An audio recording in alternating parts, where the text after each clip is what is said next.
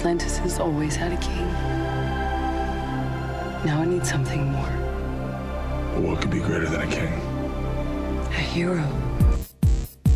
Dick, you're fired! Bonjour et bienvenue au podcast Premier Visionnement. Concentrate on the finger or you will miss all that heavenly glory. Le but de ce podcast est de s'amuser tout en discutant d'un film ou d'une série de films.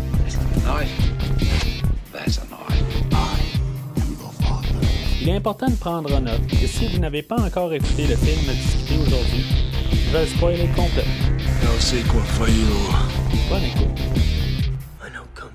Bienvenue à Atlantide. Aujourd'hui, nous parlons de Aquaman, sorti en 2018 et réalisé par James Wan, avec Jason Momoa, Amber Heard, Patrick Wilson, Dolph Lundgren, Willem Dafoe et Nicole Kidman. Je suis Mathieu et moi, je suis le gardien du podcast.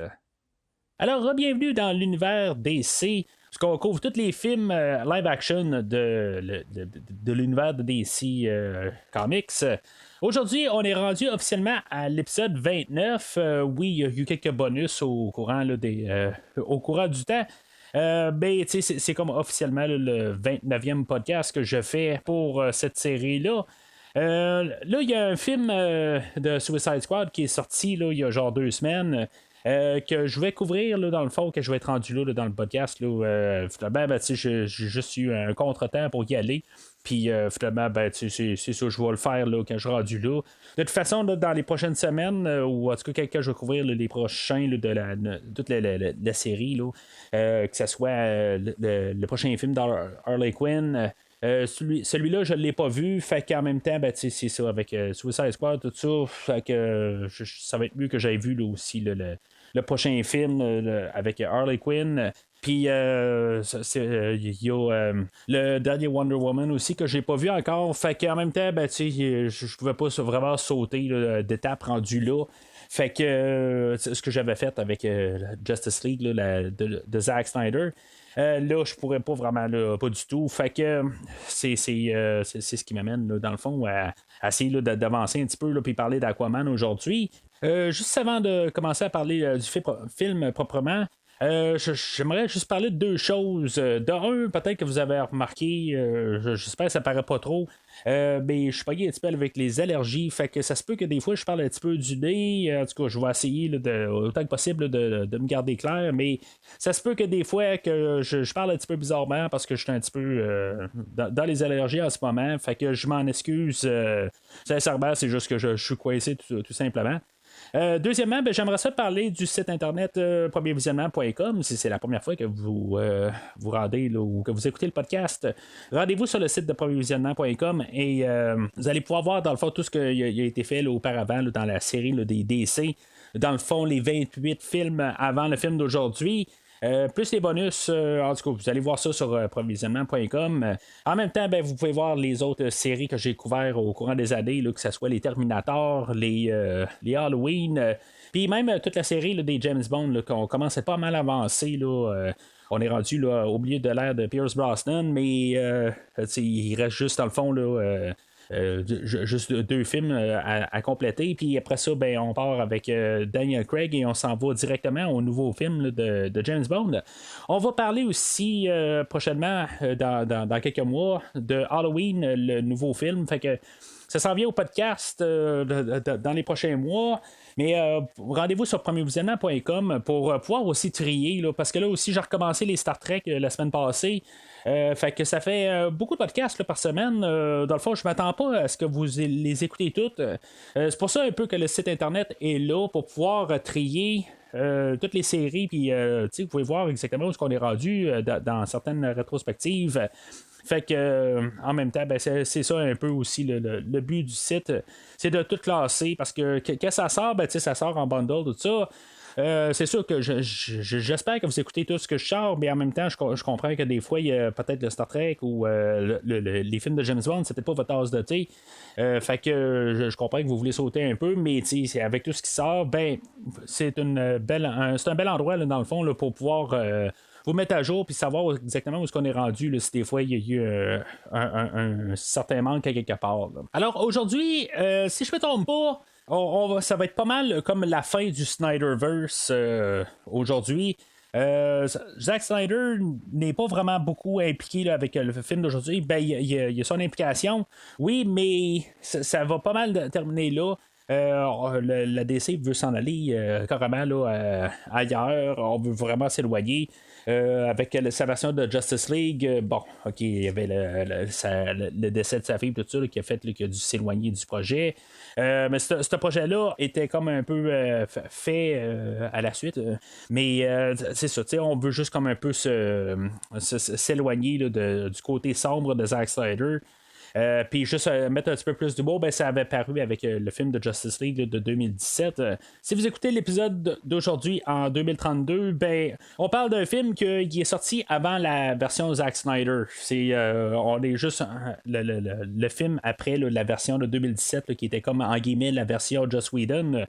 Fait que c'est ça, je veux quand même placer ça.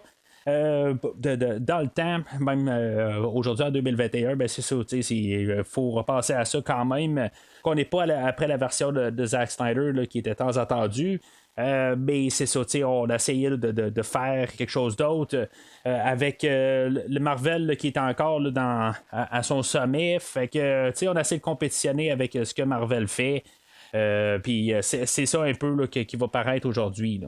Aujourd'hui, on va avoir été chercher le réalisateur James Wan, que lui, j'en ai parlé l'année passée quand j'ai parlé là, du premier film de Décadence. Lui, dans le fond, il vient pas mal là, des films d'horreur. Il a fait genre Insidieux, puis La Conjuration, quelque chose de même. Puis dans le fond, ça va paraître un peu. Il va ramener Patrick Wilson là, qui a travaillé avec sur ces séries-là. Pas Décadence, là, mais Conjuration. Fait que lui, c'est ça.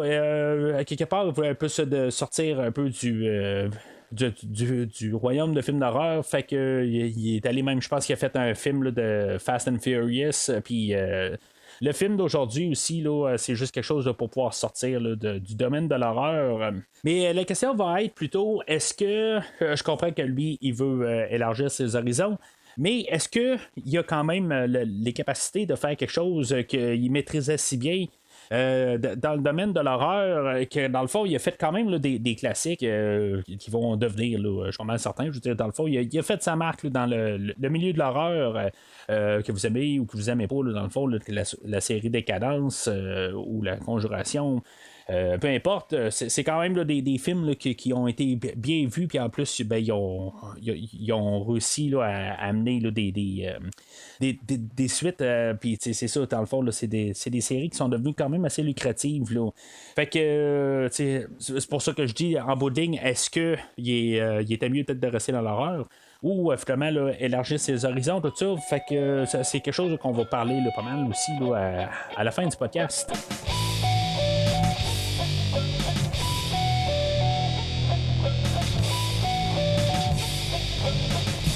Alors, film d'aujourd'hui, c'est sûr qu'on a un film de super-héros, puis dans le fond, on est en train là, de vouloir construire le super-héros comme on le connaît. On l'a vu dans Justice League la dernière fois, mais dans le fond, là, c'est son film propre à lui, puis dans le fond, Aquaman doit devenir comme le roi de son peuple, puis dans le fond, là, on va parler un petit peu là, de destinée, là, qu'est-ce qu'on doit être, là, des genres de thématiques là, qu'on a vu là, amplement là, dans cette rétrospective-là, mais qui fait en même temps là, partie là, du royaume de super-héros. On va parler beaucoup d'unité des mondes, le fait que Aquaman qui vient des humains, puis le monde sous-marin. Que dans le fond aussi, c'est pour unifier là, tout le monde sous-marin. Puis c'est toutes des affaires de même là, qu'on va parler là, beaucoup d'unification. Même le frère Aquaman et lui-même, là, à quelque part vers la fin, là, essayer de trouver une genre de rassemblement ou qui s'assemble un peu. Là, même s'ils voient un peu les choses différemment, ben, à la fin, là, ils vont comme trouver un compromis, peut-être avec la mère qui revient, tout ça. Chose qui va pas mal dominer là, sur le film. C'est sûr que peut-être ce qui va aussi dominer encore plus, ça va être le ton, en guillemets, anti-Snyder.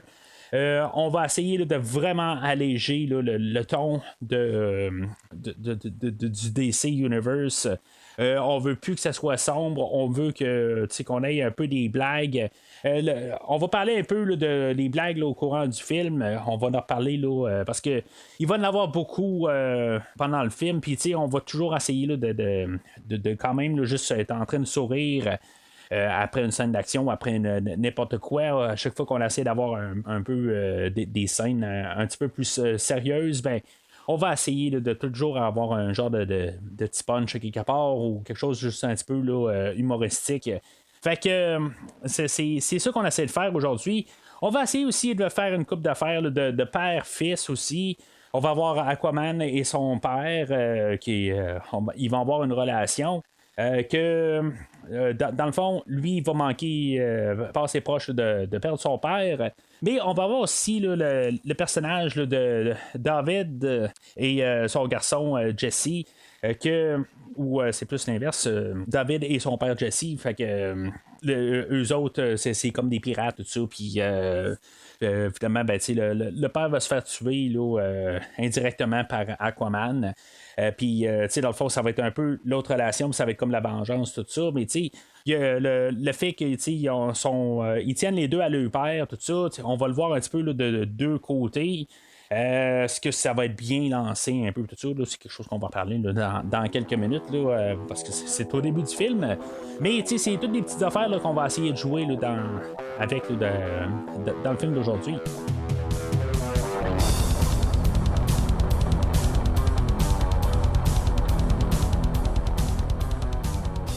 Alors, le film ouvre en 1985 où on va avoir le personnage de Tom qui va rencontrer sur le bout de la plage, là, au travers des roches. Là, il va trouver le personnage là, de Atlanta ou Atlanta, qui, dans le fond, il va être les parents à Aquaman là, ou Arthur. Où est-ce qu'ils vont se rencontrer. Juste une note de même. Étant né en 1980, je trouve tout le temps ça bizarre quand même, là, que dans le fond, là, on a quelque chose qui se passe avant nos personnages. Tout d'un coup, on se ramasse... après que je sois né quelque part, je trouve ça déstabilisant, là, mais ça, c'est juste une petite note à part. Les deux personnages, on a Atlanta, je sais pas exactement comment le dire, joué par Nicole Kidman. Je sais pas quoi dire à quelque part sur elle. C'est la deuxième fois qu'on va en parler là, dans cette rétrospective-là. Elle, on l'avait vu là, dans Batman à jamais, bien sûr. Puis là, ben, c'est ça, elle a un peu le côté plus héroïque, là, où on bouge un peu plus. Moi, d'après moi, c'est pas elle là, qui fait les scènes d'action dans le film d'aujourd'hui. J'ai vraiment l'impression là, qu'on lui a juste collé la face par-dessus, mais ça paraîtra pas trop. Même Tamara Morrison qui fait le père à Arthur, lui qui dans le fond, on l'a vu là, dans l'épisode 2 qui faisait le père à Boba Fett, puis même là, dans Mandalorian un peu plus tard, ben, il va faire le personnage là, de Boba Fett, personnage que normalement on penserait qu'il est plus dans l'action, tout ça. C'est pas ça qu'il va faire aujourd'hui. Bon, le monsieur est là quand même assez âgé. Dans le fond, on va l'avoir rajeuni pour les scènes au début, puis je sais pas pourquoi que dans le fond, on n'a peut-être pas fait l'inverse un peu, peut-être prendre un acteur plus jeune. Pour que Nicole Kidman non plus là, est plus très jeune là, rendu au temps d'aujourd'hui. Mais dans le fond, on dirait que les deux ont eu un genre de rajeunissement un peu là, on les a passés un peu à l'informatique un peu là, en tout cas. Ça paraît un peu au début, puis je vais en parler tout de suite. Il y a pas mal de personnages là, aujourd'hui qu'on va essayer là, d'avoir rajeuni. Là. Il y a même Willem Dafoe un peu plus tard, qu'on va l'avoir comme rajeuni là, pour certaines scènes, tout ça. C'est des choses qui vont me gosser un petit peu là, dans le côté visuel dans le film. Mais tout ce qu'on va voir quand même là, comme des scènes d'action, là, on va en avoir une avec Nicole Kidman au début, tout ça. Ça me dérangera pas. Je sais qu'il y a des affaires là, qui sont faites à l'informatique, puis des fois, ils vont jurer un peu. Ça sera pas le film parfait, là, en fait, de CGI, de tout ça, mais, je veux dire, j'embarque quand même là, dans l'univers. Je vais en parler tout de suite là-dessus. Puis les scènes d'action, je trouve que d'un côté, on va revoir un peu là, ce genre d'action-là un peu plus tard dans le film. C'est toujours en train de faire quasiment les 360 alentour de la personne en train de se battre. Plus tard, ça va être le personnage d'Amber Heard, là, Mera, qui va le faire. Où dans le fond, on va se battre alentour, tout ça, puis la caméra va comme tourner alentour, tout ça. C'est comme le style du film, tout ça.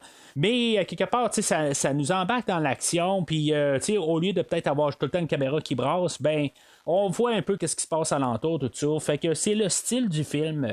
J'ai pas de problème avec ça, c'est quelque chose là, qui est propre au film aujourd'hui. Là, c'est sa manière là, de montrer l'action.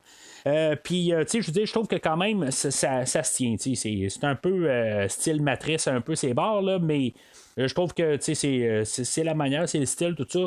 Puis j'ai pas de problème avec ce style-là. Puis ça paraît bien quand même si certains défauts, tout ça. Mais ça donne un petit certain charme. Puis j'ai pas de problème avec la plupart là, des aspects visuels.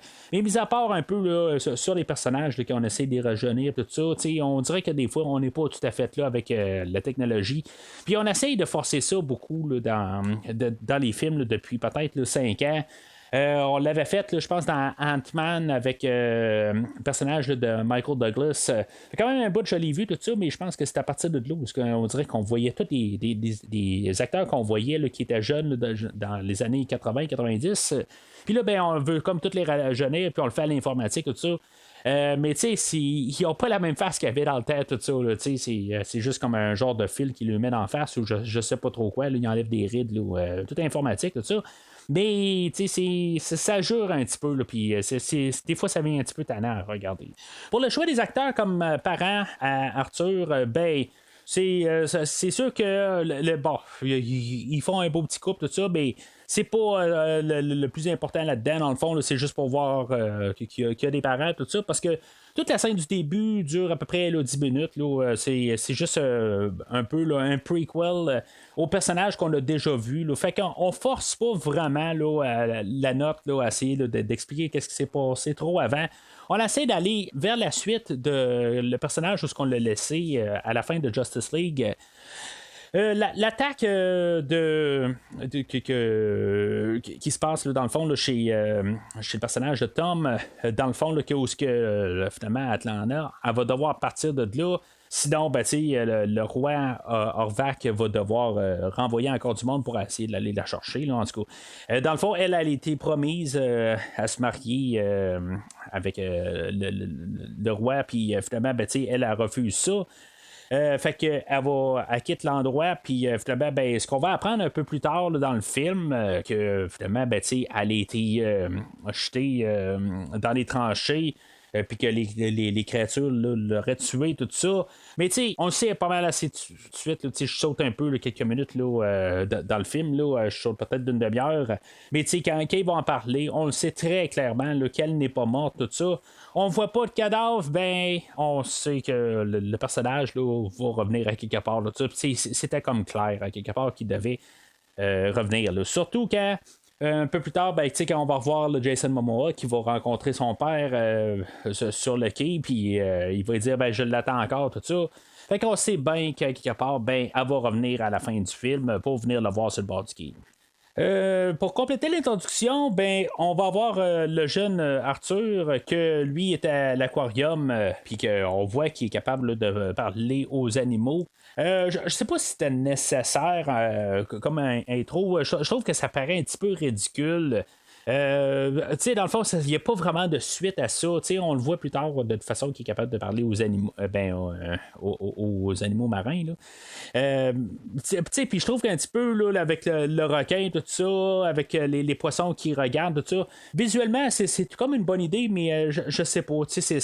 D'un côté, ça paraît un petit peu ridicule. J'ai comme l'impression là, parce que notre cerveau sait que ça peut pas vraiment arriver, ces choses-là, peut-être. Que je sais pas. pas, tu sais, avec le requin, tout ça, j'ai l'impression d'écouter Nemo ou quelque chose de même, là, que, tu sais, on va commencer à y parler tant qu'à ça, tout ça. C'est comme ça que j'interprète un peu cette scène-là, que je trouve que ça apparaît un petit peu ridicule. Fait que c'est là qu'on a notre le générique, dans le fond. Ben, pas le générique, dans le fond, on voit on le voit dans le film Aquaman, on a le titre du film. Puis tu sais, on est à 10 minutes du film, puis on sait que, dans le fond, on a tout réglé, là, qu'est-ce qui se passe avant le film, ben, tu sais, avant l'histoire principale, tout ça. Fait qu'on on a placé nos affaires, tout ça. 10 minutes, c'est amplement, honnêtement. On n'avait pas besoin là, d'avoir toute la grosse scène là, de son apprentissage puis tout ça. Tu sais, dans le fond, on va avoir des petits montages là, au courant du film, puis je pense que c'est juste parfait. Là. On va avoir 3-4 minutes là, qui va être éparpillé un peu partout avec le personnage là, de Volko. Là. Fait que moi, je trouve ça bien correct là, comme introduction. On sait que on va revenir à ces personnages-là en début, tout ça, mais juste pour avoir placé ça. En ayant écouté Justice League aussi, ben, on sait déjà à quoi s'attendre. Fait que commencer à éterniser ça, c'était une mauvaise affaire. Alors, on saute au présent 2018. On a l'introduction de nos pirates, là, David et son père Jesse. Tu sais, honnêtement, je sais pas quoi penser exactement. Le personnage de David, il va devenir le Black Manta. Personnage que je connais pas, mais honnêtement, je vais le dire tout de suite, moi, je suis pas vraiment familier avec l'univers d'Aquaman. Sauf que ce que je sais pas mal là, de Black Manta, je trouve ça quasiment ironique là, d'un côté que je connaissais pas le personnage, mais il y a un jeu qui existe sur plusieurs consoles. Injustice 2, qui est comme le Mortal Kombat, mais pour les personnages de DC. Puis je jouais avec mon garçon à ce jeu-là, puis lui, son personnage, c'était vraiment Black Manta, puis je veux dire, il était vraiment craqué sur ce personnage-là. Tu peux monter des niveaux avec ton personnage, tout ça, puis je veux dire, dans le fond, c'était son personnage, il l'aimait beaucoup, tout ça. Fait que ça a tombé que, ce film-là, je l'ai pas vu au cinéma, mais je l'ai acheté en Blu-ray là, quand je l'ai vu en spécial, puis je l'ai ramassé, je me suis dit, bon, on va l'écouter éventuellement. Fait que j'arrive, puis on retourne la boîte, puis oups, Black Manta apparaît là, tu sais, c'est, en tout cas, juste comme trouver ça drôle. Fait que, tu sais, d'un côté, j'ai comme pas un côté nostalgique, mais j'ai comme un côté que, tu sais, comme je trouve ça le fun un peu de trouver ce personnage-là. Puis que quelque part, j'aimerais ça qu'il soit un peu plus gros, puis en tout cas, c'est un peu comment que j'arrive avec le personnage, juste en pensant à mon garçon, comment que tout d'un coup il aime ce personnage-là, qui ne connaissait pas du tout avant d'avoir joué au jeu là, de Injustice 2. Ben c'est ça, en tout cas, fait que je sais là qui va devenir ce personnage-là. Ben, tu sais, la relation qu'il y a entre les deux personnages, là, dans le fond, c'est ça. Il y a son père, puis après ça, ben, que le père dit bon, ben, là, je vais te donner genre la dague là, qui vient de notre grand-père, tout ça. Ben, ton grand-père, tout ça. C'est comme, c'est pas le temps tout à fait là, de commencer là, à faire les gros sermons, là, carrément au milieu là, d'une attaque, dans le fond. Là, c'est pas le temps là, de commencer à parler là, de l'historique, la famille, tout ça. Là, c'est pas la place pour ça. Fait que, tu sais, ils sont en train là, d'attaquer en même temps là, le sous-marin, tout ça. Puis c'est comme si on dirait que la manière qu'on nous apporte ça dans le film, c'est comme si on est supposé de vouloir embarquer dans le personnage là, de David qui va devenir Black Manta. Je le comprends pas tout à fait parce qu'en bout de ligne, moi, là, je veux dire, j'ai aucune affinité avec. Il est meurtrier, il est machin, tout ça. Fait que, tu sais, je veux dire, essaie pas de me montrer que c'est un bon gars, tout ça. Je ressens rien là, à quelque part, c'est peut-être aussi dans la prestation de l'acteur qui n'aide pas aussi là, il est quand même assez froid un peu, puis dans la globalité là, ça avait toute une petite section d'histoire que j'aimerais pas tout à fait. Je trouve qu'on va essayer d'en mettre, mais à quelque part je peux comprendre son point de vue. À quelque part, son père va se faire tuer, tout ça. Mais tu sais, t'embarques là, dans une la manière le train de vie que tu fais, ben tu sais, ça se peut que ton père se fasse tuer au travers là, tu tues du monde, fait que ça se peut qu'il se fasse tuer, tu sais. Il faut comprendre ça quelque part, puis juste commencer à avoir des vengeances, tout ça. C'est normal, là, quelque part, j'imagine, mais en tout cas, je trouve que c'est juste mal monté là, comme idée. Là. Fait que c'est ça, sont en train d'attaquer un sous-marin, puis finalement, Aquaman va arriver, puis on va avoir l'introduction là, du Aquaman là, avec Jason Momoa, qu'on avait vu la dernière fois là, dans Justice League. Là, il va faire son intro, puis tout ça. Puis, tu sais, on va voir que c'est quand même plus léger là, que dans Justice League. Il y avait toujours un petit peu le côté plus rock'n'roll quand on le voyait, tout ça. OK, ça c'est correct. Puis on va comme continuer ça un peu là, dans le film d'aujourd'hui. J'ai pas de problème avec ça. C'est juste que, tu sais, dans le fond, là, on va élaborer un peu toute son intro, tout ça. Puis, tu sais, dans le fond, qui est invincible, tout ça. Ça me fait un peu d'un côté me questionner. C'est quoi quasiment la différence entre lui et Superman en fait de pouvoir, tu sais? Dans le fond, on y tire dessus, il n'y a pas de problème. Puis, tu sais, il est pratiquement invincible. Fait que, tu sais, c'est quoi un peu la différence rendue là ou entre lui et Wonder Woman? Je pense que techniquement, Wonder Woman et lui sont pas mal là, sur le même pied, là, d'après ce que je peux comprendre, mais en tout cas, il peut pas voler, là, c'est ce que je peux comprendre, mais plus tard, on va avoir des scènes où il va se promener dans l'eau, puis où il va avoir le montage là, avec le personnage là, de Willem Dafoe, qui va me faire penser beaucoup à des scènes là, dans L'Homme d'acier.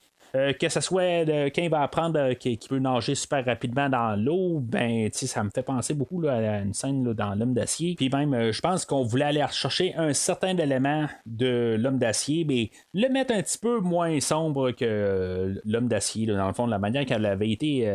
Le film avait été reçu là, quelques années avant. Fait que, comme j'ai dit, Aquaman, dans le fond, il va avoir le choix là, de sauver le père. À David, mais finalement, il ne va pas le sauver. Là. Il va décider qu'il ne se sauve pas. Dans le fond, il va sauver l'équipage russe au lieu de sauver son père, tout ça.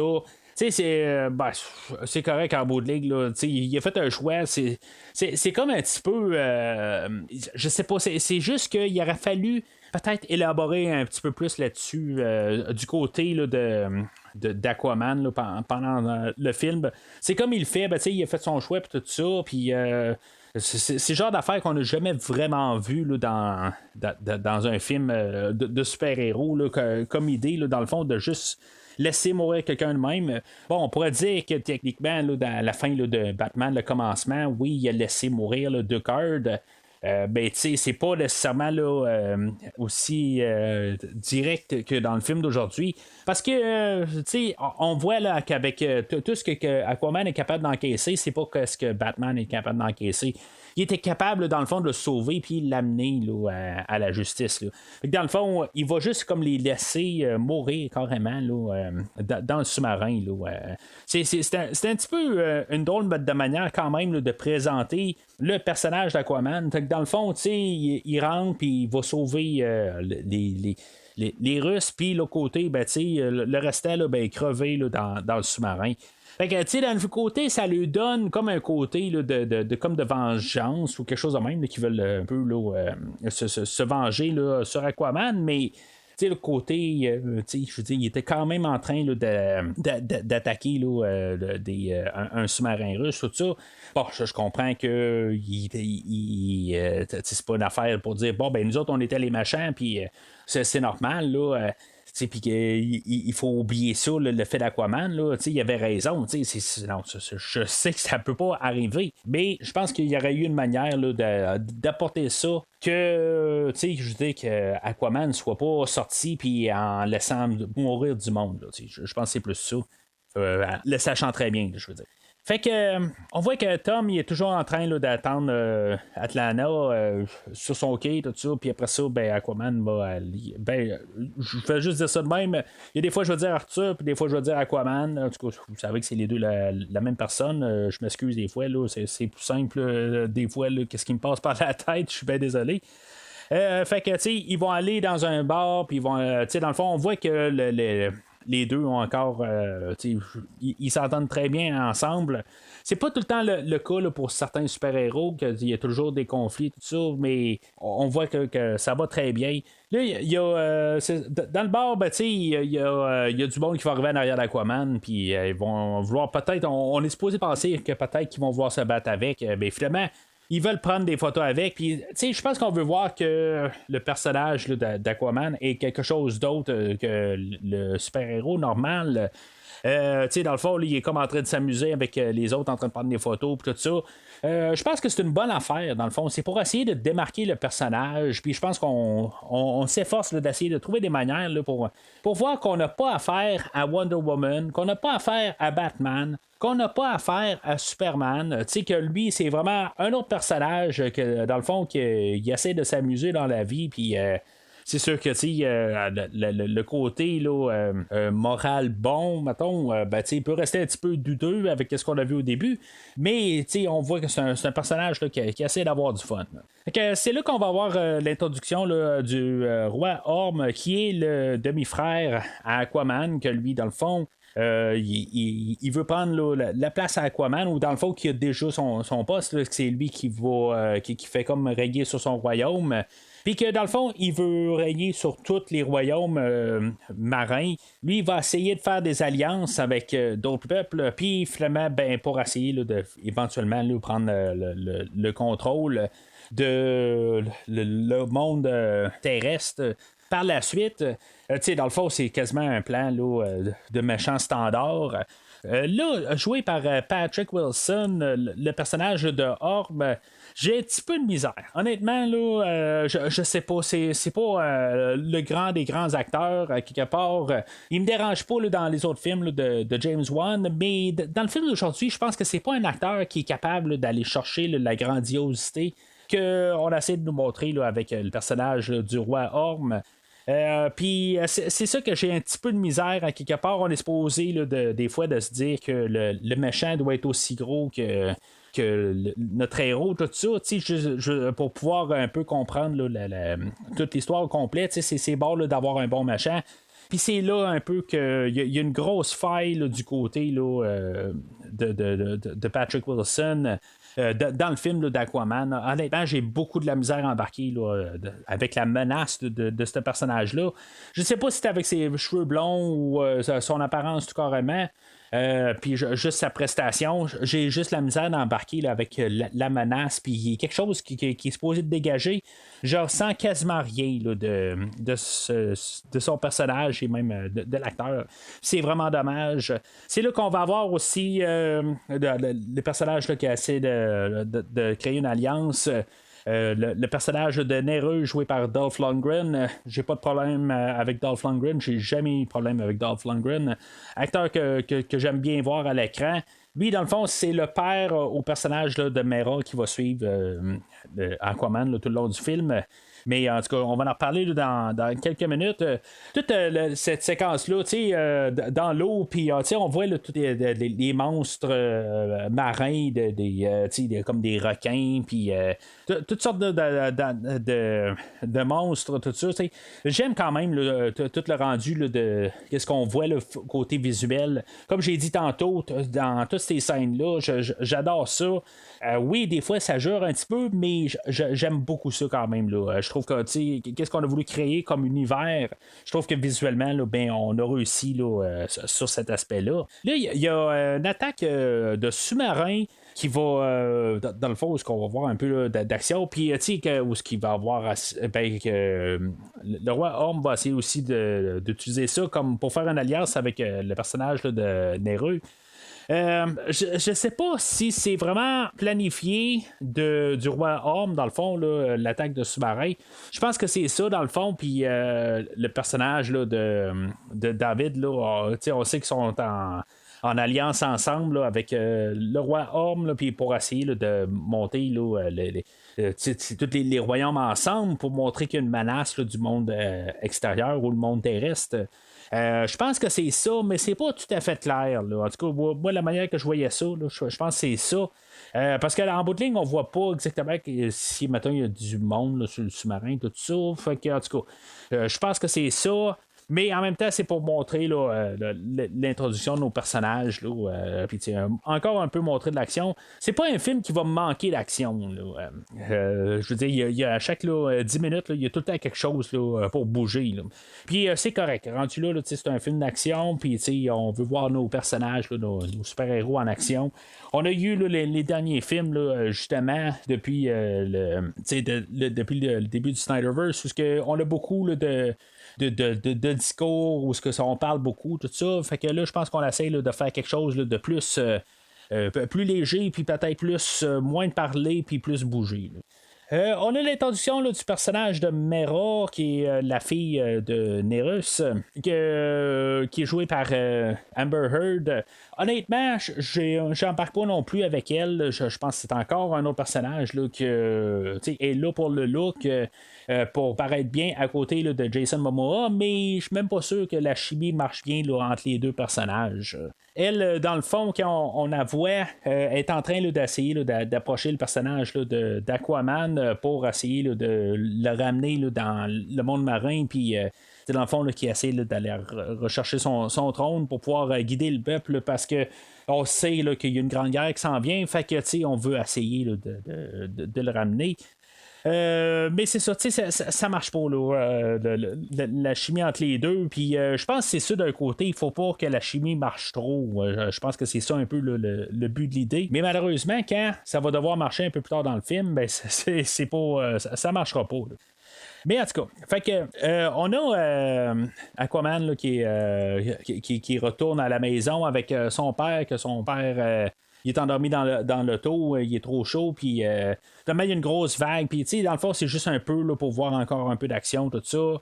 C'est quand même un peu bizarre comme choix quelque part.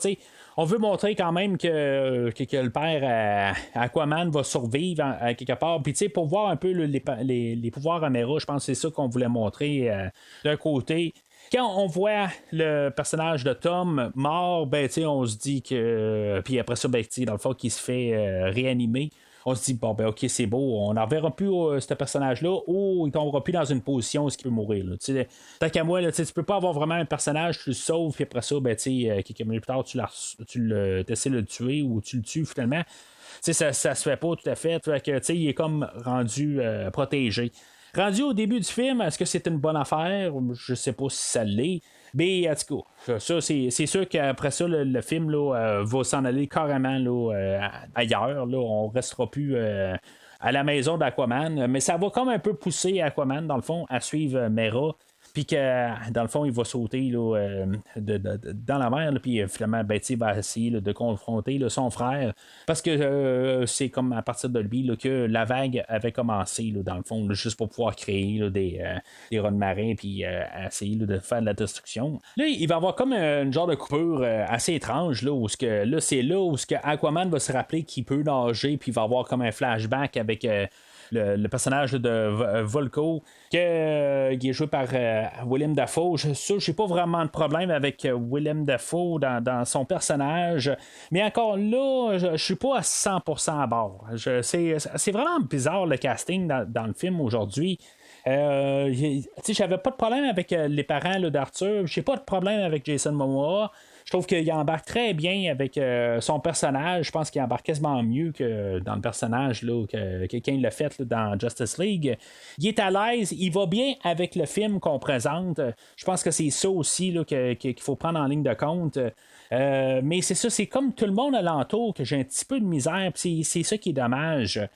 Mais c'est ça, tu sais, il fait comme se rappeler là, à ce moment-là de tout ce qu'il a appris là, par Volko, là, de comment nager, puis tout ça, tu sais, qu'il apprenait ses pouvoirs, tout ça. C'est à ce moment-là, je sais pas si on avait vraiment besoin là, de cette scène-là, à quelque part. Faut pas oublier aussi que les scènes de Willem Dafoe avaient été coupées au montage de la version de 2017 de Justice League.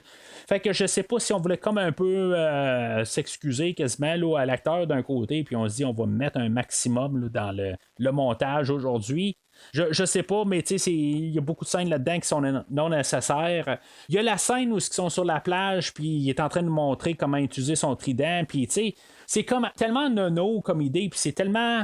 On peut le voir tout de suite à l'avance que ça va être comme le mouvement ultime à la fin du film où il va prendre son trident puis il va commencer à le faire pivoter tout alentour de lui, tout ça, puis ça va faire quasiment un genre de bouclier, tout ça.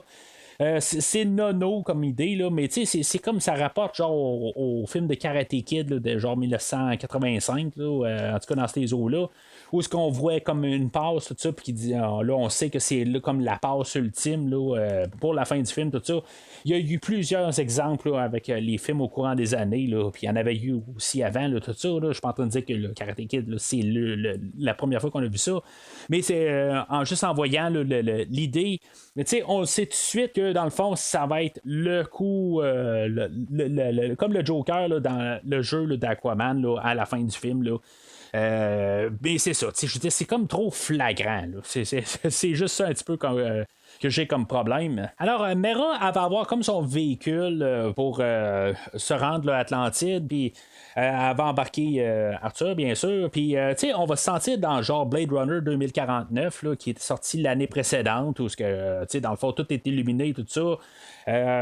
J'ai pas de problème à quelque part, ça paraît bien à l'écran, tout ça, mais c'est quelque chose qu'on a déjà vu. Là, c'est pas du nouveau là, qu'on voit à l'écran, là, c'est juste ça que je veux dire. Mais c'est pas que j'aime pas ça. Là, je veux juste mettre ça clair quand même. Il va retrouver le personnage de Vulko, justement, puis c'est là où lui il va commencer à parler là, de l'histoire du trident perdu là, par le personnage là, de Atlan. Les personnages ne sont pas vraiment créatifs là, comme nom, tout ça, mais il ne faut pas oublier, dans le fond, que ces bandes dessinées-là ont été écrites il y a plusieurs décennies. On avait Atlanta, on a Atlan, puis on est à Atlantide. Ça va tout ensemble, dans le fond. Mais en tout cas, je trouve ça un petit peu ridicule, mais dans la manière que ça a été écrit, je suis capable de l'accepter, là, que on prend l'information les bandes dessinées, tout ça, puis on dit, bon, ben, c'est sa mère qui s'appelait ça, puis son père s'appelait comme ça, puis dans le fond, son arrière-grand-père s'appelait Atlan, tout ça. Je suis capable d'embarquer avec ça, parce que, quelque part, ben, il y a tellement là, de choses qui ont été écrites au courant là, des décennies que dans le fond, pour essayer d'amener ça dans le film d'aujourd'hui, on veut rendre hommage correctement, mais par logique, il y a des choses qui tiennent pas. Là. Mais je suis capable de passer par-dessus parce que à cause de tout ce que je viens de dire. Alors, après ça, ben, on va avoir comme les gardes envoyés par le roi Orm. Il va y avoir des gardes qui vont arriver pour, dans le fond, pour ramasser. Arthur, puis l'amener devant le roi Orm. Ça va être quand même assez, encore une scène d'action qu'on va rajouter. OK, c'est correct, là, dans le fond, qu'est-ce qui se passe là, dans cette scène-là? Là, visuellement, c'est toujours correct. Mais, dans le fond, ça va être juste un garde normal ou un Stormtrooper, si on veut, n'importe quoi, qui va réussir à mettre hors de nuire Aquaman rendu là. Puis, si on met ça un petit peu par idée, il y a juste un qui arrive de nulle part, puis c'est un personnage. On est supposé de penser qu'après ça, Aquaman est supposé là, de réussir à tout virer à l'envers, tout le royaume du roi Orm.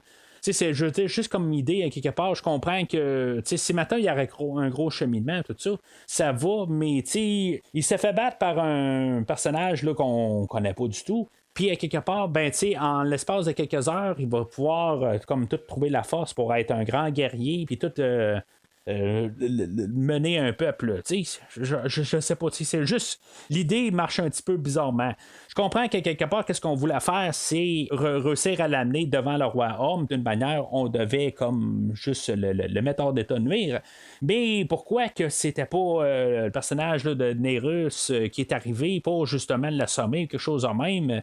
Je pense que ça aurait été une meilleure manière rendu là. Au moins pour qu'on ait un personnage comme qui est crédible en guillemets là, pour qui va pouvoir assommer Aquaman à quelque part pour dire bon ben tu sais qui a une raison, ou qui s'est juste pointé puis il aurait dit bon ben regarde t'es cerné ou quelque chose de même, c'est terminé là. Pour le réussir à prendre le dessus sur lui là. Je juste qu'on voit un petit peu la nuance. Fait que finalement, ben, ça va nous amener à un face-à-face avec Orm et Arthur. Puis dans le fond, les deux s'aiment pas la face du tout. Puis ça, on le sait depuis le début. Puis là, ben, c'est ça, un peu l'histoire de la mère aussi est revenue un peu au travers de tout ça. Où on sait qu'elle est morte, puis les deux pensent qu'elle est morte. Puis tu sais, je trouve ça quand même correct d'un côté qu'il n'y en a pas un qui sait qu'elle est encore vivante. Ou, dans le fond, ça va jouer avec la fin du film. Ça, c'est un aspect que je vais aimer quand même, là, rendu à la fin du film. J'étais pas sûr si lui il savait ou pas. Si on faisait juste jouer un petit peu, là, toujours alentour, puis à la fin, ben, je vais avoir comme ma confirmation qui va même me surprendre. Mais c'est ça, fait que ça va amener à ce que les deux personnages vont devoir se battre. Puis, ça va être une scène qui va être un peu. On va essayer de faire quelque chose de spectaculaire, mais peut-être que de ce côté-là, on va essayer d'en faire trop. On est capable de le faire. Ça fait penser un petit peu là, à l'épisode 3 de Star Wars où on se battait sur la planète que je ne me rappelle plus le nom rapide de même, mais qu'on avait de la lave, tout ça. Je sais que ce nom-là va m'en revenir tantôt. Mais en tout cas, c'est. On se battait puis on sautait partout. Tout ça, il n'y avait pas de gravité là, rendu là dans l'épisode 3. On sautait tout ça. C'est ça un peu que je reprochais là, quand j'en parlais là, au podcast. Puis c'était un peu ça qu'on peut quasiment reprocher au film d'aujourd'hui, mais il y a une raison pourquoi ils peuvent le faire. Ils sont dans l'eau, ils ont le droit, tout ça. Fait que de l'autre côté, ben, ça, je peux pas vraiment le reprocher, mais l'autre côté, c'est comme il y a juste comme c'est éternel. On s'en pousse, puis tout ça, puis on se tire d'un bord puis de l'autre, tout ça. C'est clair que le roi Orm prend le dessus sur Aquaman, puis même le roi Orm va réussir là, à briser le trident. Qui était le trident de la mer à Aquaman. Puis, je veux dire, c'est comme tout symbolique quand même pour montrer qu'il a perdu puis qu'il est battu. Tout ça, c'est correct, mais c'est juste que c'est comme trop grandiose à quelque part. Je sais pas. C'est juste bizarre un peu là, de qu'est-ce qu'on peut faire. Puis, je comprends qu'on peut le faire parce qu'on est dans l'eau puis on peut se tirer partout. Mais c'est juste que j'ai de la misère à embarquer un peu quand même. C'est vraiment comme un conflit que j'ai interne en voyant cette scène-là. C'est trop, mais à quelque part, c'est logique. Fait que c'est mon cerveau peut-être là, qui a de la misère à encaisser ça. Ou peut-être que c'est juste trop long quand tu sais qu'à quelque part, c'est ça qui va se passer en bout de ligne. Ça va être le roi Homme qui va passer au travers du combat, puis qu'à quelque part, Aquaman va devoir se sauver. Ce qui arrive, dans le fond, c'est que Mera, elle même avec le personnage de Vulko, ils se rendent compte que Aquaman va se faire tuer là. Fait que ils prennent les devants puis ils se disent bon ben regarde, on va aller s'arranger là, pour sortir Aquaman de là avant qu'il se fasse vraiment tuer. Fait que elle va reprendre son véhicule, puis finalement, elle va réussir à repousser le roi Orm, puis elle va aller prendre Aquaman, puis finalement, ils vont se sauver. Ça fait encore penser un peu à du Star Wars où on se promenait là, dans l'épisode 2 au travers de Coruscant, puis c'est le genre de poursuite de même. En tout cas, c'est ce que je vois visuellement, là, ou encore Blade Runner 2049, là, si vous préférez. Mais c'est ça un petit peu. C'est juste que, encore une fois, c'est juste du visuel qu'on a vu. Mais j'essaie de pas nécessairement arriver là, que c'est quelque chose contre. Là. C'est un film à grand budget. C'est comme ça que ça doit être. Là. C'est correct. Mais j'ai l'impression d'écouter un autre film. C'est plus ça où je veux en venir. Finalement, on va revenir en arrière. Avec le début du film, le fait que Aquaman est capable là, de parler aux baleines, aux animaux marins, puis finalement, il va se cacher dans une baleine. C'est un peu le lien avec le début, mais c'est quelque chose qu'on aurait pu mieux embarquer que la manière qu'on l'a embarqué au début du film. Je pense que c'est ça, à quelque part. Nous, on aurait pu ramener, là, juste dans les flashbacks, tout ça. Avec le personnage de Vulko, on aurait pu faire ça là, au lieu du début du film. Là. Mais c'est ça, ils vont se cacher dans une baleine, là, comme dans Pinocchio, comme ils disent. Puis c'est correct, là, je veux dire, ça fait sourire au pire des cas. Puis là, le film fait un genre de drôle de tournure, quelque part. On devient dans un film d'Indiana Jones, où dans le fond, on va aller chercher là, des choses, dans le fond, qui vont nous mener au trident là, ultime là, pour pouvoir montrer là, que Arthur, c'est le roi là, du royaume d'Atlantide, tout ça.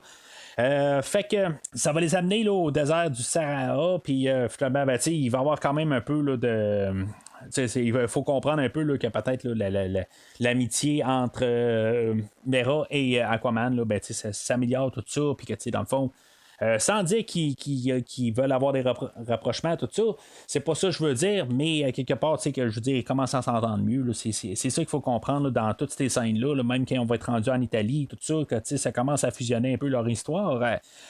Fait que, tu sais, dans le fond, on se ramasse au royaume des déserteurs, puis, tu sais, dans le fond, ils vont trouver la carte là, pour les amener en Italie, puis. Tu sais, dans le fond, je veux dire, toute cette section-là là, était inutile. Là. Moi, j'aurais coupé ça, honnêtement. Là, toute la partie dans le désert, ça sert absolument à rien. Quand on va comme un peu avoir un peu le même genre d'affaires un peu là, en Italie, ben tu sais, ils se rendront pas en Italie, dans le fond, c'est avoir le chemin là, ce qu'ils vont devoir prendre là, plus tard en bateau, tout ça. Je pense que j'aurais sauté à ça tout de suite d'une manière dans le script. On dirait qu'il manque une écriture de script à quelque part, juste de couper des petites affaires inutiles. Je comprends que le fait là, que tout le mécanisme là, qui était sec, tout ça, puis tu sais, genre visuellement, là, c'est correct, mais il n'y a pas une surcharge de visuel. Il y a certains films là, que j'ai déjà écoutés, dont j'en ai déjà parlé quand j'ai parlé là, de Transformers il y a genre 3 ans de ça. Quand j'ai parlé du 5e film, je pense que le cerveau a carrément déconnecté parce qu'il y avait trop d'effets spéciaux rendus à un bout.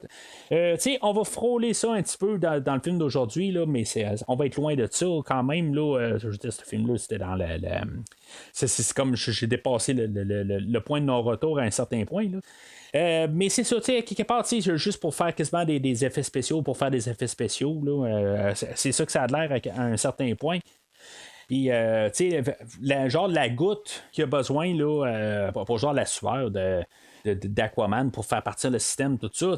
Comme il dit, je veux dire, dans le fond, tu aurais pu pisser sa machine, puis ça aurait marché, tu sais. À quelque part, en plus au début, on a montré là, les pouvoirs de Mera qu'elle était capable de prendre, de retirer l'eau, puis elle avait le contrôle d'eau, tout ça. Là, ça va se montrer un peu plus loin aussi là, quand on va avoir là, l'attaque là, de l'équipe du Roi Orm, encore une fois, là, qui va être dirigée là, par Black Manta. Qu'elle est capable de contrôler l'eau sans problème, tout ça, c'est correct quelque part. On veut montrer un peu là, qu'elle a son côté à elle, puis je suis certain que dans le fond, là, dans les BD là, de Aquaman, elle était pas mal explorée, puis on voit pas mal ses pouvoirs, tout ça. Je trouve ça correct, mais quelque part, je pense que dans le désert, on n'avait pas besoin de ça. On l'a déjà vu avec le personnage de Temuera Morrison, qui était capable de jouer avec l'eau, tout ça. Fait qu'on n'avait pas nécessairement besoin de revoir ça encore une fois. À part pour le gag de genre qui aurait pu pisser dessus, tout ça. C'est drôle un peu, mais quelque part, c'est comme on vient de perdre notre temps quand même. Là, je veux dire, l'histoire n'a pas vraiment évolué parce qu'on se ramasse avec quelque chose d'autre pour finalement nous ramasser finalement où est-ce qu'on veut aller. Fait que c'est ça, on s'en ramasse en Italie, puis là, je me dis, le personnage de Mera a cassé le genre de bocal qui avait les inscriptions là, pour se rendre pour ouvrir la machine, tout ça, puis elle l'a brisé. Une chance qu'elle n'a pas brisé la bouteille, dans le fond, parce que ça a l'air qu'au fond de la bouteille, c'est là où il y avait comme les inscriptions pour montrer où ce qu'il fallait aller là, avec le bateau un peu plus tard, tout ça, c'est juste comme on fait quelque chose pour une affaire, mais on le fait pas pour l'autre, tout ça, c'est juste comme une coïncidence qu'elle l'a pas fait, mais en tout cas. Fait que là, c'est là où qu'on a le personnage de Black Manta. Dans le fond, lui, il s'est fait donner tout l'équipement là, par le roi Orm un peu plus tôt. Où ce que, dans le fond, il y a un canon plasma, tout ça, puis lui, il a comme tout retravaillé ses choses pour devenir le personnage de Black Manta. J'aime peut-être pas l'histoire de David, tout ça, mais pour peut-être les raisons de mon garçon, quelque chose de même, j'aime quand même là, le personnage de Black Manta pour qu'est-ce qui est, je veux dire, symboliquement, là, je veux dire. Qu'est-ce qu'il va faire? Je trouve que il va ramasser Aquaman, puis on va avoir comme un combat, tout ça. Je vais trouver ça curieux quand même que dans le fond ça va pas mal terminer ça là pour ce personnage-là. D'après ce que je peux comprendre, c'est qu'il va revenir là, dans le prochain film, tout ça, mais en tout cas, on le voit aussi avec la scène post-générique, tout ça. Mais dans le fond, c'est ça, il va se faire ramasser par Mera rendu là. Puis c'est ça, il va être envoyé là, à la mer, puis finalement, il va se faire retrouver plus tard. Puis en bout de ligne, il a été battu. Dans cette scène-là, il a été battu, c'est fini. Là, il a été battu. Fait que dans le 2, c'est quoi, je comprends qu'il va peut-être avoir plus de pouvoir, tout ça, mais ça fait 2 fois qu'il se bat contre Aquaman, puis il se fait ramasser. Fait que je sais pas, tu peux pas avoir la menace d'un personnage que finalement on sait tout de suite déjà en partant, puis qu'on l'a déjà vu, que notre personnage principal a le dessus sur ce personnage-là. Ça me faisait penser par contre que quand on avait le combat là, de Black Manta et Aquaman, que ça me faisait penser un peu au film de Conan, quelque part, on dirait que qui était joué par Jason Momoa, que j'ai couvert aussi l'année passée. Je dirais que je suis en train de faire de la pub là, pour mes autres podcasts là, que j'ai fait dans les dernières années, là, mais en tout cas. Mais si je peux parler de Conan, que j'avais pas trop embarqué là, avec Jason Momoa dans le personnage, ben aujourd'hui, ben c'est ça, il se rattrape amplement. Je veux dire, il gagne l'écran, tout ça. C'est juste que là, je trouvais juste que ça faisait pas mal Conan à quelque part où on se battait là, à l'épée et tout ça. Je trouvais que on avait retrouvé un petit peu un similaire là, de ce film-là.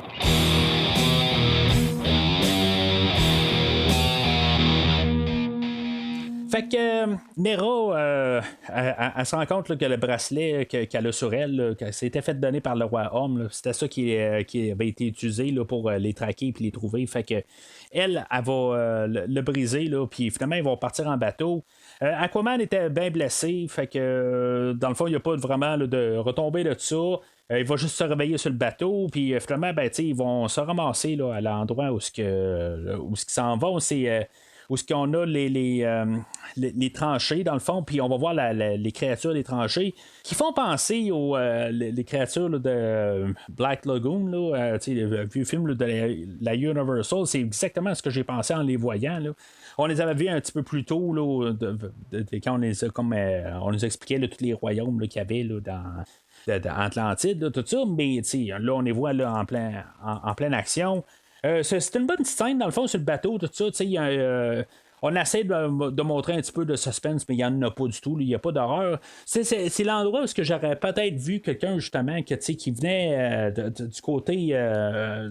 Qui vient du côté horreur, puis qu'il aurait pu faire quelque chose un peu dans ces scènes-là, mais finalement, on y va vraiment pas vers là.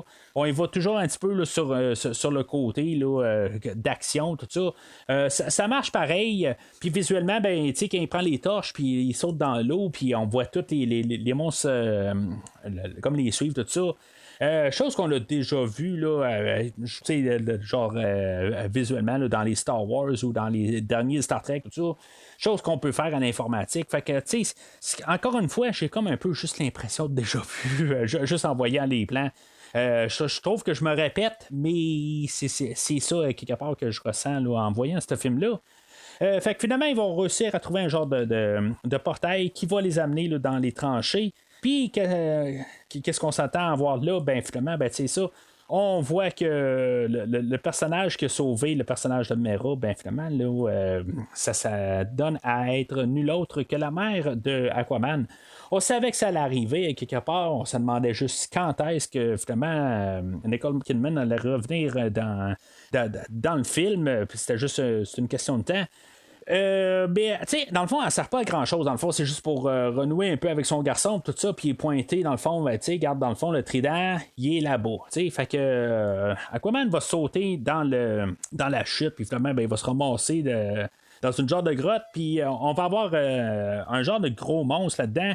Je trouve que, dans le fond, le concept là, du gros méga monstre, tout ça, toute cette idée-là, à quelque part, dans le fond, c'est juste une connexion qu'il va avoir Aquaman. Ça sera pas un combat.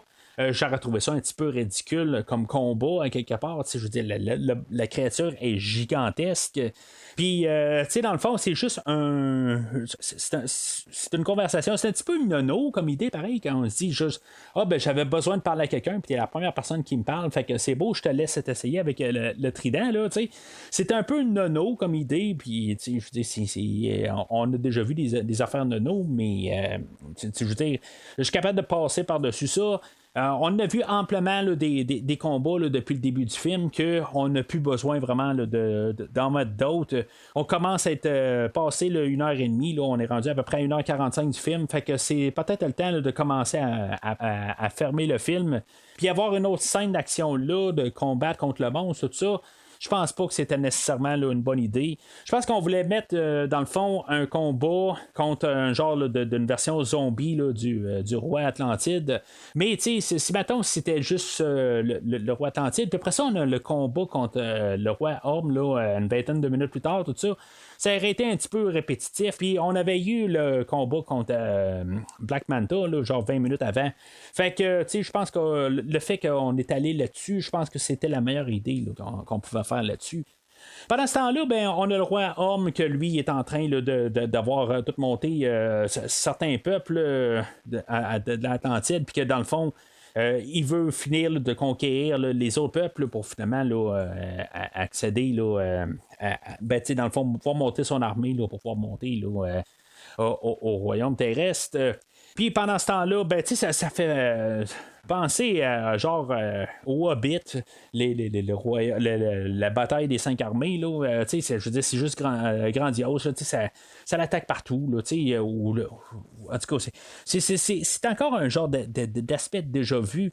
Mais c'est ça, c'est là où le Carathan, la grosse bête, elle va se pointer, tout ça, puis on va la voir au complet, tout ça. Je me demandais si on allait voir ce monstre-là mourir, mais finalement, il meurt pas, là, mais j'aurais pu parier là, que finalement, là, toutes les armées seraient mises ensemble là, pour la tuer. Ça n'arrive pas, puis bon, je suis quasiment surpris rendu là. On voit encore tous les animaux, les requins, puis tout ça, c'est ce que je trouve tout le temps ça, là, le fun à voir. Là. Je sais pas c'est quoi ma fascination là-dessus, mais je veux dire, je suis comme fasciné là, quand je vois tous les monstres qu'ils prennent, là, surtout les requins. Je sais pas, j'ai un fixe là, sur les requins, là. Fait que, hors de nulle part, on a Mera qui il va aller embrasser Arthur au milieu de toute la guerre alentour, tout ça. Mera, dans le fond, elle va, de son côté, elle va aller voir son père, puis elle va dire, ben là, regarde, il est allé chercher le trident, fait que, tu sais, change de bord. Puis lui, Nerus, il va arriver, ben, tu sais, il n'y a pas de problème, ok, ben, c'est beau, je vais porter allégeance tout de suite à Arthur, puis le roi Orm, c'est beau, moi je suis en alliance avec lui, tu sais. Ça se règle assez rapide de même. Mera, il a dit que, tu sais, dans le fond, elle a dit Arthur, a dit la première fois que tu t'es battu avec, c'était sur les termes du roi Orm, fait que peut-être que tu devrais l'envoyer sur tes termes à toi. Fait que finalement, ben, on va réussir à expulser le roi Orm de l'eau, puis finalement, ben, on va se battre sur la terre. Puis, dans le fond, on sait que ça va, le combat ultime va se terminer, ou en tout cas, une grosse partie du combat va se faire quand Aquaman va décider de prendre le trident, puis le balater de tous les bords, tout ça. On n'essaie pas de faire quelque chose de super extraordinaire qui n'existe pas. Là, c'est genre juste il prend le trident puis il fait juste le tourner en rond alentour de lui puis c'est tout. Là. Puis c'est ça. Fait que c'est genre 2 minutes comme combat. Puis je l'apprécie. Honnêtement, là, rendu là, je trouve que c'est ce qui est le fun là-dedans, c'est que c'est resté juste les 2 hommes qui se sont battus. Puis c'est resté juste les 2 hommes. C'est pas devenu quelque chose de. L'autre qui est pas devenu un monstre, il est pas devenu avec des super pouvoirs surnaturels, puis tout ça. C'est resté juste les 2 personnages qui se sont battus. Puis ça, je suis quand même capable de dire que j'aime ça.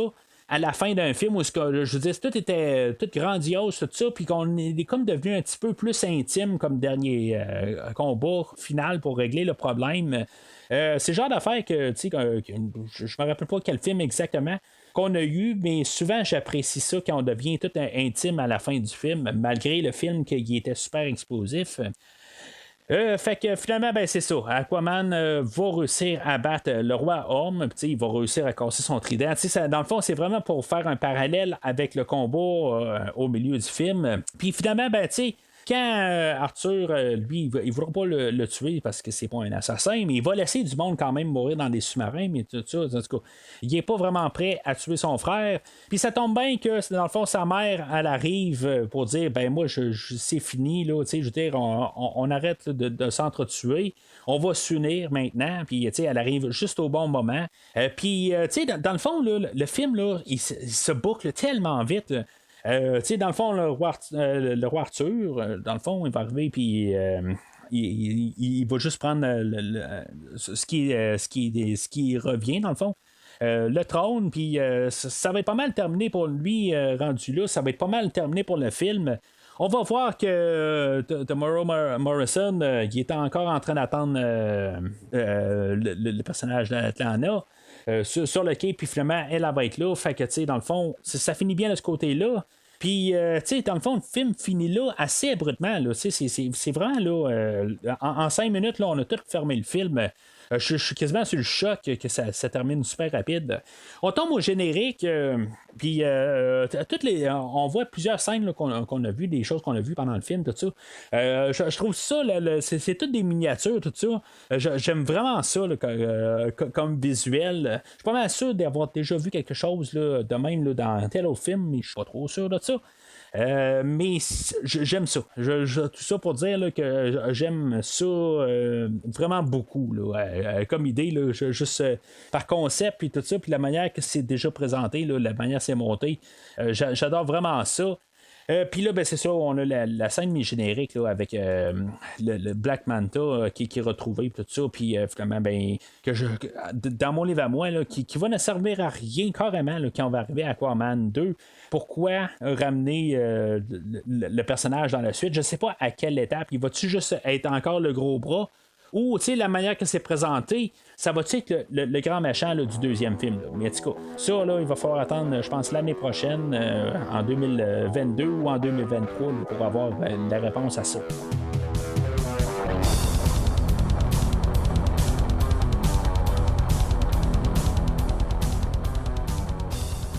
Alors, en conclusion, honnêtement, j'y ai vraiment pensé. Quand j'ai écouté pour la première fois, en début de semaine, où j'ai écouté le film, tout ça, le film a fini, puis j'ai dit, bon, ben, ok, c'est beau, je me suis amusé, tout ça, fait que je suis prêt à y donner un verre sans problème. C'est vraiment sans problème. Là, je l'ai réécouté aujourd'hui, dans le fond, 3 jours plus tard, pour me préparer à enregistrer avant le podcast, je l'ai réécouté pour juste rechecker mes notes, tout ça, puis voir qu'est-ce que je chantais vraiment pour le film. Puis, honnêtement, je pense qu'il y a beaucoup là, de longueur à quelque part, malgré tout. Je me suis beaucoup moins amusé là, au deuxième écoute. Pour ça que je pense qu'il va falloir que je m'en tienne à un jaune. Il y a des bonnes choses pareilles. Jason Momoa qui est capable de tenir le film, je pense que c'est quelque chose qui va l'empêcher vraiment là, d'être un rouge. Puis bien sûr, le ton, le ballon de l'humour, puis de l'action, puis tout, il y a un très bon ballon. Ça, je vais pouvoir le donner. C'est ce qui fait qu'on est capable de soutenir le film au complet. Sans vraiment là, je veux dire qu'on déteste le film. Mais il y a beaucoup d'affaires qui vont faire que le film là, il sera pas capable là, de rester dans le verre. Il y a beaucoup là, du côté des personnages. Là. Le roi homme pour commencer, pour avoir un bon film d'action ou un film de super-héros pour montrer qu'on a un bon super-héros lui-même, souvent en contrepartie, il faut que tu aies un bon vilain. Puis le vilain, là, on l'a vraiment pas. Là. Peut-être que ça aurait dû être le Black Manta, où on a essayé de monter une histoire avec lui, tout ça.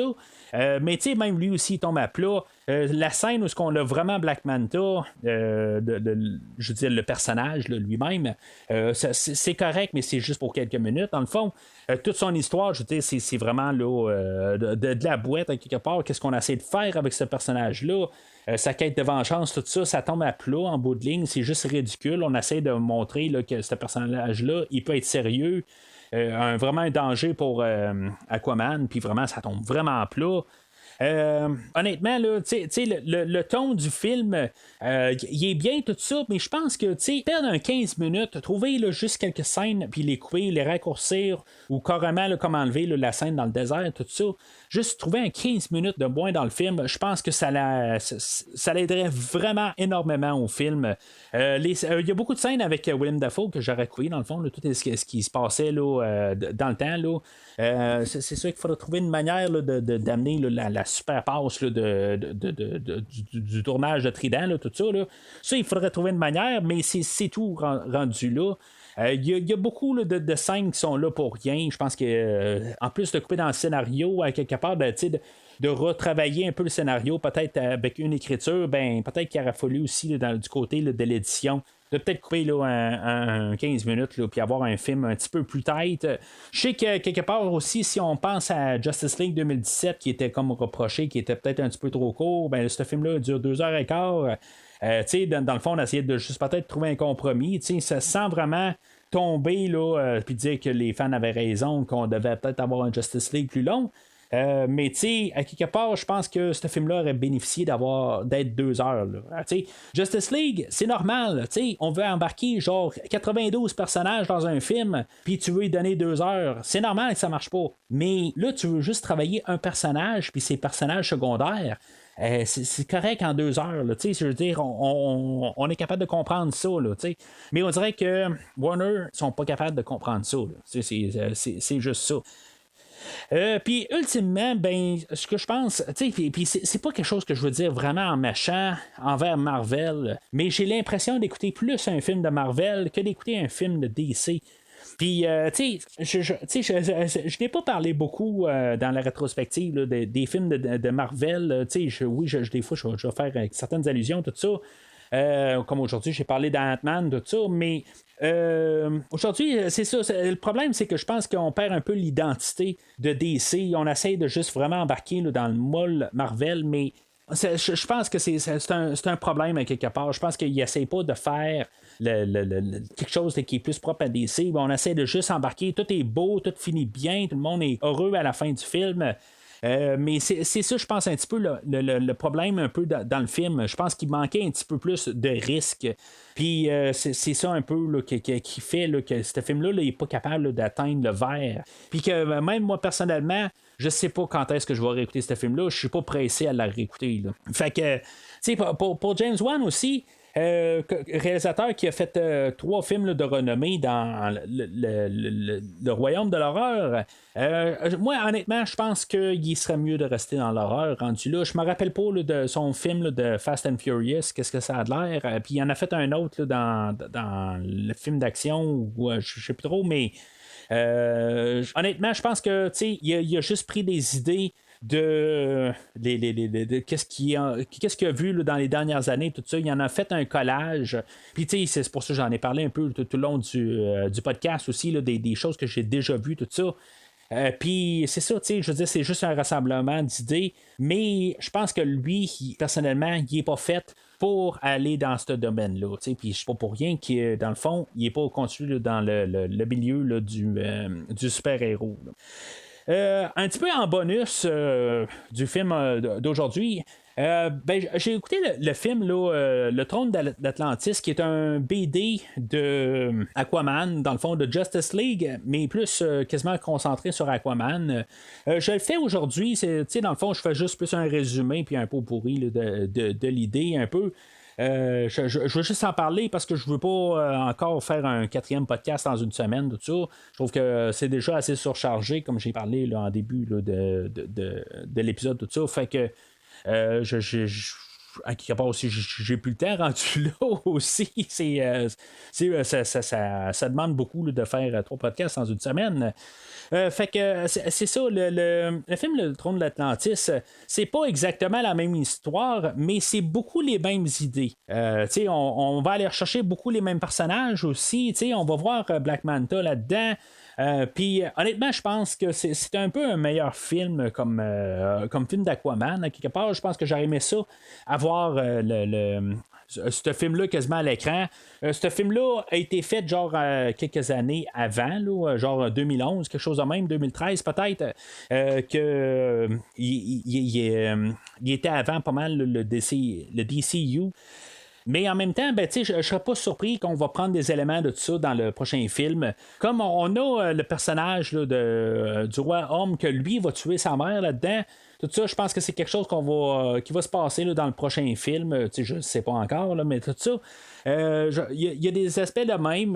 Dans le fond, c'est pas mal une histoire là, où on va voir la Justice League qui n'ont pas encore Aquaman dedans, puis finalement, ben, ils vont tomber sur ce personnage-là, mais on va avoir tous les mêmes personnages quasiment qu'on a aujourd'hui, mais juste comme dans un différent scénario.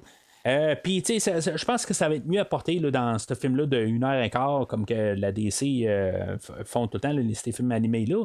C'est un film que je vais pouvoir recommander, honnêtement. Je vais pouvoir être en arrière. C'est un petit film le fun, c'est sûr que c'est 1h15, c'est pas grandiose, tout ça. C'est pas bien long, mais honnêtement, je pense que si mettons c'était basé plus sur la manière de faire le film d'aujourd'hui. Sur ce film-là, le Trône d'Atlantis, puis on aurait fait ça comme film, ça aurait été, dans le fond, on aurait pu faire ce film-là, ça aurait quasiment fité. Juste le fait qu'il est avec, qui n'est pas avec la Justice League, tout ça, c'est sûr que il faudrait que ça soit adapté, ça je comprends. Mais, un peu comme quand j'ai parlé de Suicide Squad, puis Arkham quelque chose, là, en tout cas, le nom ne me revient pas pour le film, là, mais c'était comme un peu le même genre de film, tout ça, c'était quasiment toutes les mêmes idées, mais juste comme retravaillé d'un autre sens, tout ça. Quelque chose là, qui aurait pu être mieux fait pour le film d'aujourd'hui. Puis en tout cas, je suis certain qu'il y a des éléments là-dedans là, dans le Trône d'Atlantis qui vont être apportés là, dans le prochain film d'Aquaman 2. Alors, ce film-là, je veux dire, je donne un vert pâle. C'est pas nécessairement le meilleur film là, de DC animé, mais je veux dire, c'est plus fun à écouter que le film d'aujourd'hui, là, principal. Alors, c'est pas mal tout pour aujourd'hui. Au prochain épisode dans DC, on va parler là, de Shazam. Pas sûr que ça va être la semaine prochaine, on va voir tout ça. Mais quand on va parler de DC, on va être rendu à Shazam, film que j'ai vu au cinéma, puis je ne l'ai pas vu depuis ce temps-là. On va en parler un peu là, en long et en large. Entre-temps, n'oubliez pas là, de suivre Premier Visionnement sur Facebook et Twitter. Puis n'oubliez pas de commenter sur le film d'aujourd'hui ou même le film du Trône d'Atlantis. Savoir si vous êtes d'accord avec moi. Je veux dire, dans le fond, c'est le film qui a été le plus rentable là, à l'époque là, pour la DC. Je pense que ça l'est encore même. C'est monétairement, c'est lui là, qui est king pour la DC en fait de monétaire. Mais je sais pas, je pense pas que ça le mérite. Mais tu sais, ça c'est un débat. Je veux dire, c'est un film d'action, c'est un film de super-héros, tout ça. C'est peut-être que pour vous, c'est parfait pour vous, puis il n'y a rien de mal avec ça, mais gênez-vous pas d'en parler. Plus on en parle, plus on en discute, tout ça, c'est le fun d'en discuter. Puis, quand je vois vos messages, je veux dire, je les like, tout ça. Je suis pas toujours en train de commenter sur vos messages, mais je les lis un par un, tout ça. Puis, ça me fait réfléchir. Puis, c'est ça, dans le fond, c'est le fun là, d'interagir, tout ça. Puis en même temps, embarquer sur en suivant le premier visionnement sur Facebook, aussi suivez là, le groupe de discussion où que des fois je pose je mets des sondages, tout ça, puis dans le fond, là, tranquillement, ça va influencer le podcast à l'avenir, tout ça. Je regarde des fois là, qu'est-ce que vous votez, tout ça, puis des fois je me dis, c'est peut-être là, des choses là, qui vont influencer là, des podcasts qui vont apparaître à l'avenir. Fait que gênez-vous pas tout ça. Puis dans le fond, là, c'est toujours aussi là, d'avoir des opinions aussi, puis voir comment que vous voyez les choses aussi. C'est toujours ça. C'est une question d'interagir, puis de s'amuser entre nous, là, tout ça, puis d'avoir du fun. Alors, c'est pas mal tout. Mais si vous avez besoin de moi entre-temps, allumez le matinal.